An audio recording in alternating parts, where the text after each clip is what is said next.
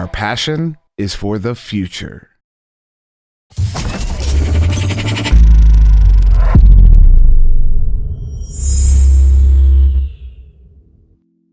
going on, everybody? My name's Unsound. I'm here with Palidore, SirDimwi, and SputnikKobra. Really quickly, I want to thank you guys for coming on and agreeing to do the video.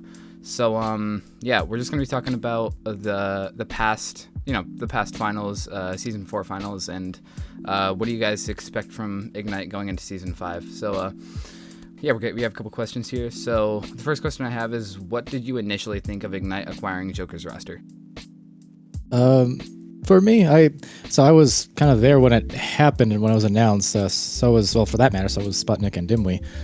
It was announced that weekend of the Redshift Contender Series. I thought it made sense to me. There's a lot of movements in the Echo Arena community now with a lot, different orgs coming into the mix and a lot more attention and population coming into the base. Joker had been one of the most dominant teams for the last couple of years, 2-3 years now. They've been just dominating there near the top and at the top. And likewise for Ignite as an org, very widespread and well known throughout the community with the great tools they make, and just they're one of the most veteran rosters there is, like the old Ignite. So kind of merging as old Ignite shifted into more of the behind the scenes and into other teams and became more of an org. A Joker came in, and it was just kind of a nice marriage of two top dogs in different aspects of Echo Arena. Nice. And what about you, Dimwi? Far is an intelligent individual. There's a reason he's revered in the community, and I did not know it was coming. I wasn't expecting it, so to say, but I also wasn't overly surprised when it was announced. It was kind of cool. And then the details that came out afterwards, yeah, it was kind of cool. It was I don't know. I didn't think too much. It's just part of the organic growth of the sport, of what we're doing. That's what's going to happen. Orgs are going to move in and buy teams or buy players or make deals like that. And who does what specifically, when and how, are kind of the finer details that make up what we're expecting to happen generally. So again, not surprised, but also excited to see it happen. And it's the sort of thing, it's going to continue to happen for other teams. There's going to be more and more. There's going to be more competition moving in over time as the game continues to grow. So it was really of everything. It was really just another symptom of our growth and continued success as a sport generally. Yeah, I agree. It was definitely a big step forward as just, a competitive Echo moving forward in the right direction, I feel. Sputnik, what are your thoughts on it?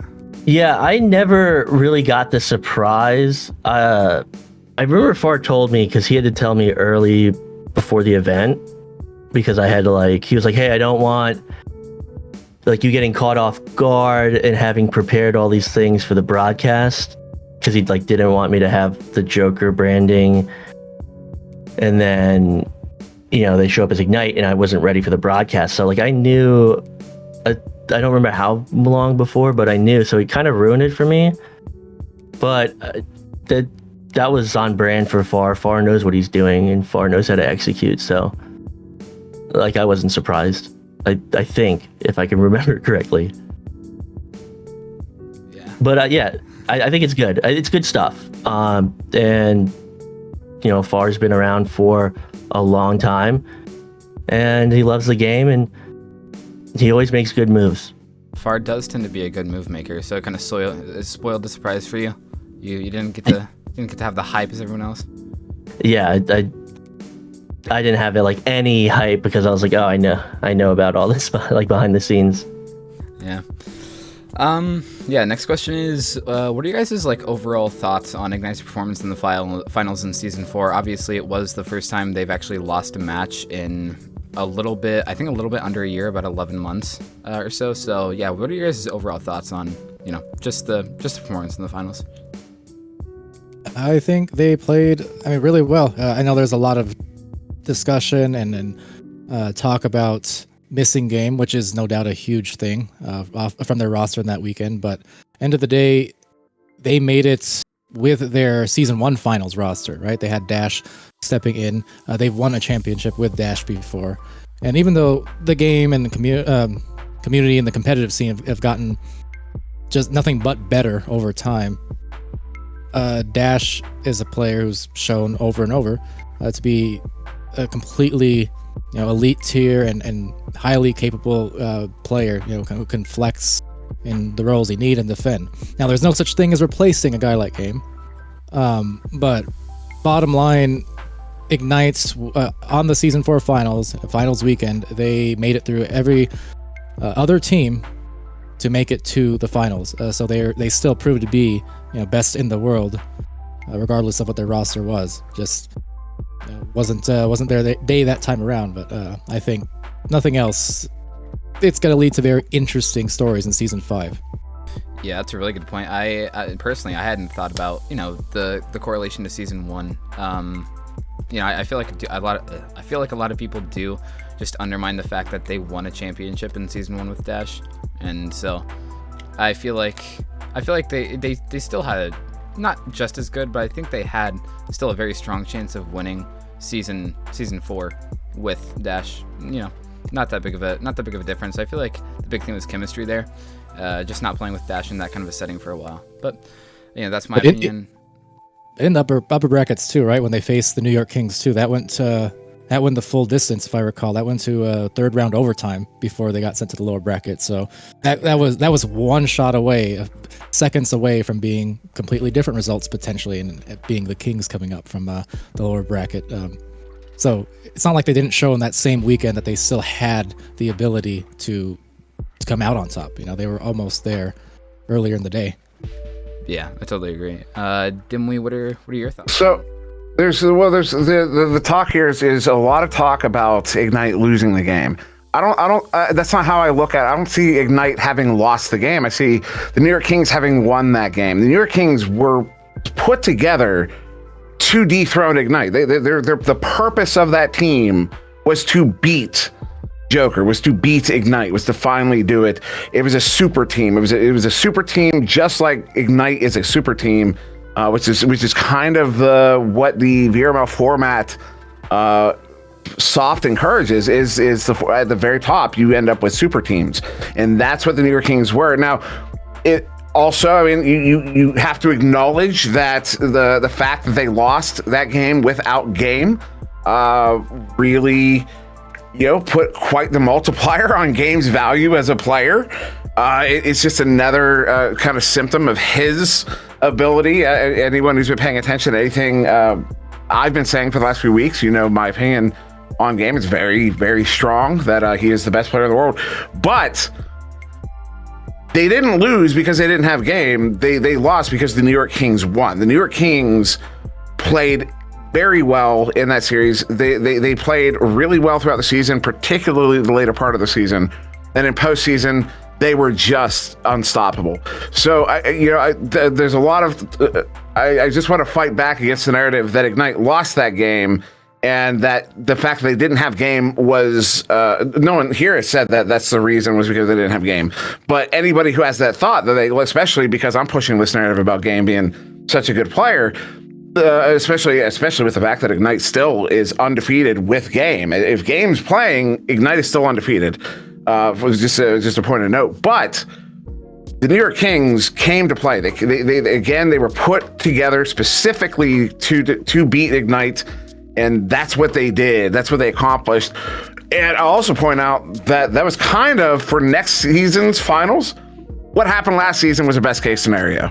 I mean, it literally was. The narrative is going to be about Game and about how Ignite's supposed to beat New York Kings if they have Game. So that's going to still put New York Kings kind of on the back foot. They'll still come in as the underdogs, even though they'll be coming in as the defending champion. So we'll have to wait and see how it actually plays out. But I think next season's finals is going to be that much more exciting because of what happened in the finals in season 4. Yeah, I first of all, great response. Yeah, I mean, it is a bit confusing on why everyone looks at it as Ignite losing, as far as NYK, like you said, NYK was made to beat Ignite, and that's That's interesting how, people don't really look at it that way. I mean, you have a super team of, one of the top 2 best goalies. Well, like, I would agree. Most people think Ock and Ender are top 5 strikers, and then Strim, who can play any position at, Strim was the number 1 overall draft pick up in NEPA, above game even. That's true. So yeah, I mean, handing it off to Sput, what are your thoughts on Ignite's performance in finals? I thought they played well. People have these concepts that Ignite is infallible. That like Dimwi said, the New York Kings didn't win, Ignite lost, and I feel like that's dishonest and really doesn't give credit to where credit's due. In a great performance from the New York Kings. Kings played well. Ignite just didn't play as well, and it's really as simple as that. It was a fantastic finals and great game to both teams. I'm really going to be non-controversial in that opinion. I agree, yeah. I guess so, just to add on to that too, because those are great points that Dimwi and Sput made. Yeah, I think at the end of the day, you apply this to any sport, traditional esport or otherwise. You have to play what's in front of you, right? That goes equally for the Kings as much as it does for Ignite. Now, there will always be outside factors, but that's kind of how sports are in general. It's a human sport. It's not about being robots, although I know Echo, But anyways, it's about the mentals. It's about the physical aspects. It's about the team chemistry. It's all those little things. And when you're missing a piece, it's easy and understandable for people to talk about it.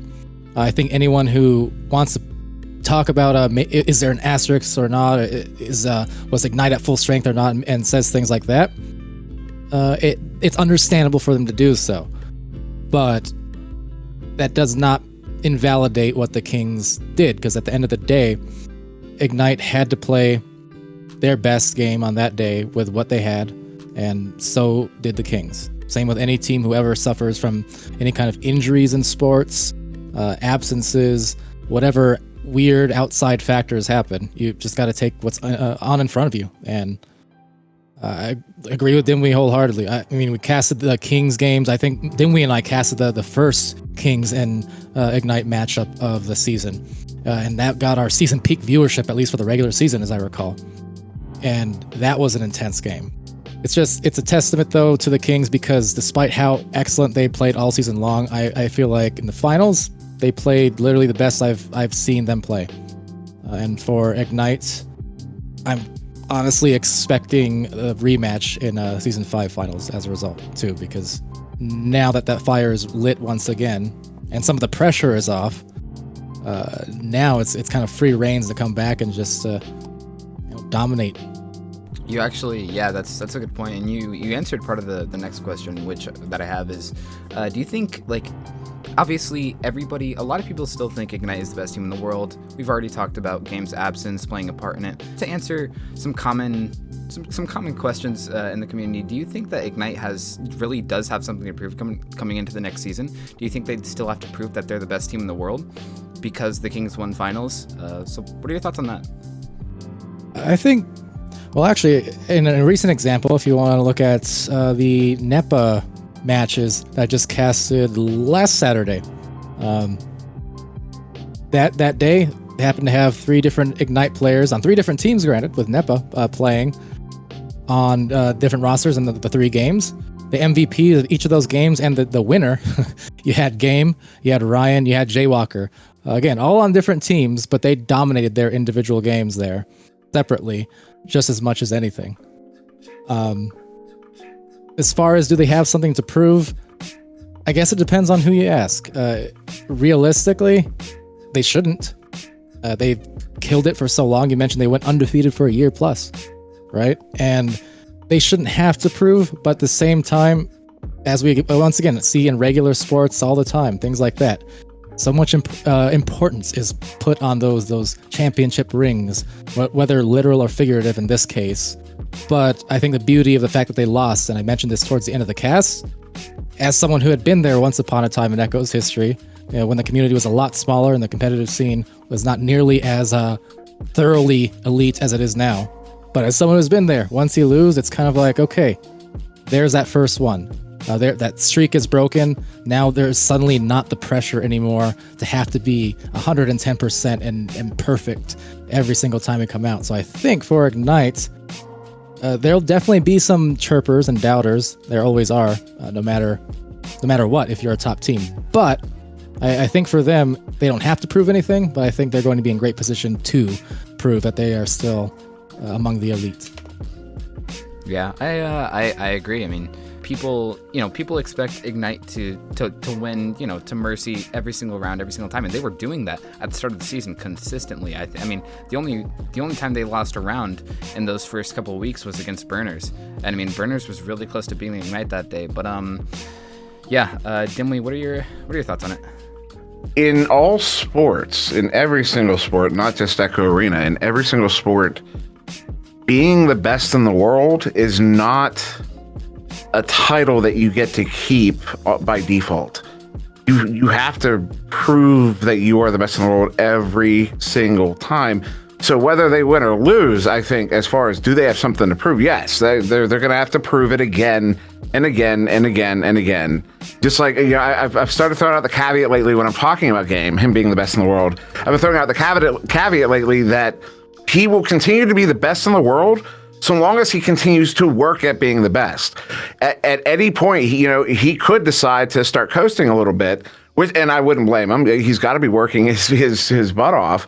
But if he started coasting a little bit, he would still be able to get by in Master Tier. He would still be one of the best players in the world, but he might just not be the best anymore, the best, which would be fine. But it's up to him. It's up to him to keep doing that, and the same is true for Ignite, for any team that's on top. Same is going to be true for the New York Kings next season. They're going to have to prove that they earned that last season. The narrative is going to be that, yes, they won, but they didn't. As it's come up a couple times, and we've been fighting against this narrative, but the narrative will be that they won, but there's an asterisk on it. They have to beat the team. They have to beat Ignite at their best to prove. So they both are going to have something to prove. They're both going to have to prove it. I think Ignite is still going to be the team to beat. I don't think they're going to have as much to prove as other teams, but they did lose, so there are going to be doubters no matter what. You're also going to have a lot more fans of the New York Kings just by the grace of them winning the championship. You just get more fans. It's just kind of the nature of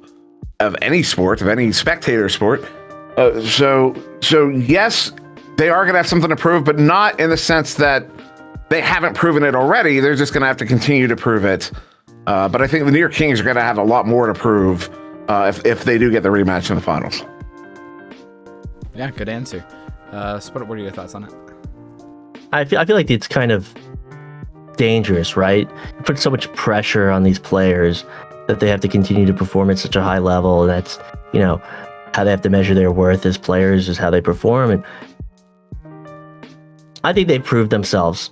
I think all these teams have proved themselves. Players rise and fall in talent all the time. Teams rise and fall in talent all the time. Seasons change. People change. Circumstances change. The only thing they need to prove to themselves is that they still have fun playing. They still have fun competing. And it's a healthy atmosphere. Yeah, I think that's what a lot of people in the competitive scene at that level especially lose track of is having fun with it, because that's the original reason I think we all start. So I think that's it's just something you have to keep in mind and make sure you don't lose track of. For my next question, what are just your overall thoughts and opinions for Ignite going into season 5? And do you think necessarily that their play style is going to differ at all from the last season, or is it they're just going to try to remain the same and keep doing what they've been doing for the past year? I think for season 5 Ignite, I would expect much the same, just at a higher level even. That's the dangerous and scary thing about teams like Ignite, is when you think that they are already at the top of their game in previous seasons, they come back the next season seemingly better and better. But that is to say, I expect they're one of those teams that really don't have gaps, whether from the team cohesion chemistry standpoint or from even the individual standpoint. All of them are so well-rounded. They obviously each has different affinities for different types of gameplay, but they can still all defend. They can still all shoot. They can all pass, juke, whatever it is. They can do it. So I think it touches a little bit on what Dimwi was saying before about Game, for instance, as kind of regarded as one of the top, if not the top player in Echo, is that as long as they keep working at it, they will stay there. I mean, they just have so few gaps. It's really one of those cases where it's a lot of other teams that are going to have to continually catch up to them. Yes, I think their play style is going to differ. Now, not their individual play style and not their general strategy. They're going to be the same team.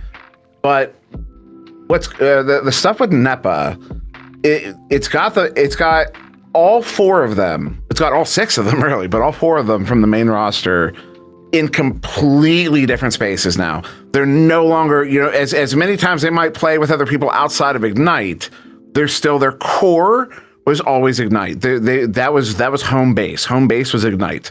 Home base was Joker. That was the center of everything. Everything revolved around that. With NEPA, might still be their star. That might still be their center. But NEPA, how serious that that's going to be taken, and how earnest they're going to be playing, in the fact that they're going to have to learn to work with all these other people. This is a much broader sort of effect on that typical orbit than would be usual, like say Party League or Challenger League or the old Seal. All that stuff wouldn't have quite as much an effect. And so all four of them are going to be learning lessons this season that they don't usually have, the season in NEPA, that they don't usually have to contend with, particularly when it comes to losing, when it comes to adjusting strategy, when it comes to all that stuff that sometimes they don't even get that much practice on. When you're that dominant, there's stuff you don't ever get to practice, like the head game, the headspace stuff. If you're always 10 points ahead, you don't have to worry about playing from behind. You don't have to deal with that. You don't have to learn to cope with it. And that's one of those important lessons that once you do start falling behind, that can start a snowball effect where suddenly you're really behind because you're not used to having to deal with being behind. So this experience in NEPA with they have to get deeper into strategy, although they're already top minds of it. They have to get deeper into strategy. They have to get deeper into coping with certain aspects of the game they don't typically have to deal with. And all of that is going to make them even better, which you could say about everybody in NEPA, and I think it is true for everybody in NEPA, but for these players in particular, for these four in particular, because of who they are, because of how long they've been playing together, it's going to have that much more of an effect. Like somebody like Strem, he's been on Kangaroos forever, but Kangaroos has had roster changes, and so there has been that kind of that variance around them. They've had to make adjustments. They've also they've learned those lessons of playing from behind and being second place and all that. So the NEPA season is going to have a much bigger effect on them than most teams, and I think it's going to be something. We might not notice it as it's happening, but I think in retrospect, we'll be able to look back and say Season 5 Ignite was not quite the same team as Season 4 Ignite. I think whether their playstyle will differ, maybe. I think it's going to hurt them. I think that, with the whole, the NEPA season, I think the top teams, because they haven't been playing together as much, I think it's going to hurt them. Who's gonna be massively better are gonna be the high diamond players. They're gonna learn so much from playing with these other higher tier players, and then they're gonna go back to their high diamond teams, and they're gonna be stronger. So I think the next season, I don't know if their playstyle is gonna differ, right? Like if they're gonna change, certain elements, but I think that they're gonna be on a weaker footing, and that these high diamond teams are going to gain an edge. And still there's that huge disparity, right, between the top team and these other teams.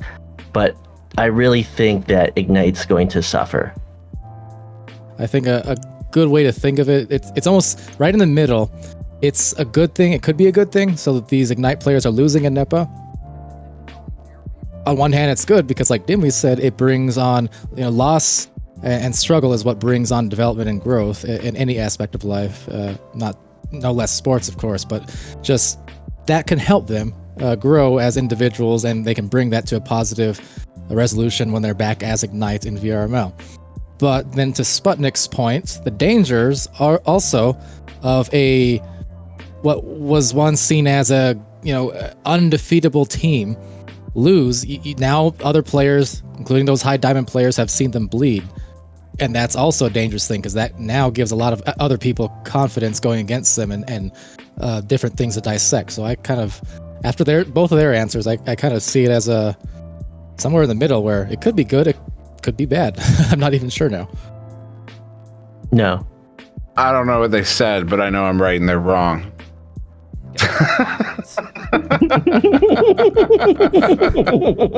Meet me in the arena, Dimwi.